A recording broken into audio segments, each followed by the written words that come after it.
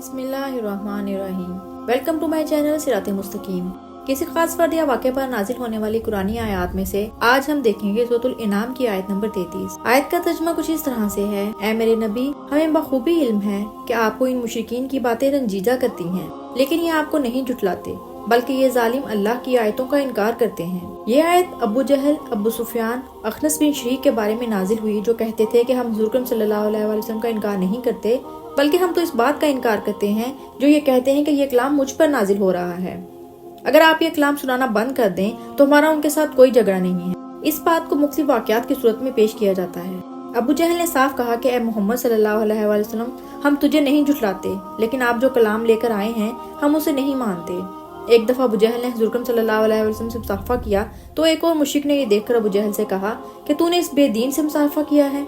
नाउज़ुबिल्लाह। अबू जहल ने जवाब दिया, अल्लाह की कसम, मुझे खूब इल्म और यकीन है कि आप सच्चे नबी हैं, मगर मैं खानदानी हैसियत की बिना पर इनके मातहत नहीं हो सकता, क्योंकि हमने आज तक अब्द मनाफ की ताबेदारी नहीं की। दूसरा वाक़या कुछ इस तरह से है। ये वाक़या हज़रत ज़हरा ने बयान फरमाया है कि अबू जहल, अबू सुफियान और अखनस बिन शरीक, ये तीनों मुशरिक रात को छुप कर अलहदा हुज़ूर अकरम सल्लल्लाहु अलैहि वसल्लम से छुप कर कुरान सुना करते थे।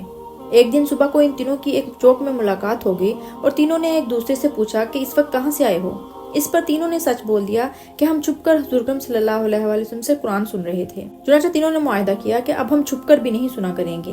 अगर हमें देखकर कोई और मुशरिक कुरान सुनने आ गया तो वो मुसलमान हो जाएगा। दूसरे दिन हर एक ने ये दूसरे दो तो नहीं आएंगे सोचकर कहा कि मैं कुरान सुनकर आता हूँ। इस तरह तीनों फिर कुरान सुनने के लिए आ गए और फिर इनकी मुलाकात हो गई तो उन्होंने आपस में पक्का वादा किया कि अब हम नहीं आएंगे।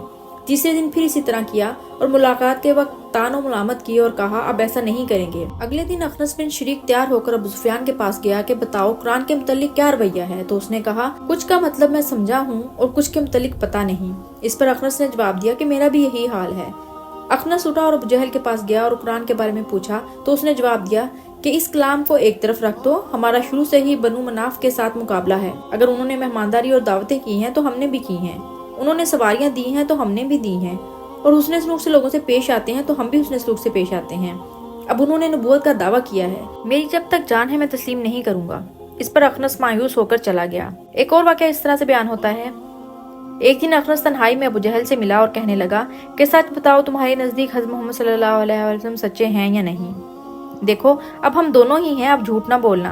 अबू जहल ने जवाब दिया, अगर ये बात है तो सुनो, अल्लाह की कसम, हुज़ूर अकरम सल्लल्लाहु अलैहि वसल्लम बिल्कुल सच्चे और सादिक हैं। आपने कभी झूठ नहीं बोला, मगर पहले ही वो बैतुल्लाह के निगरान हैं।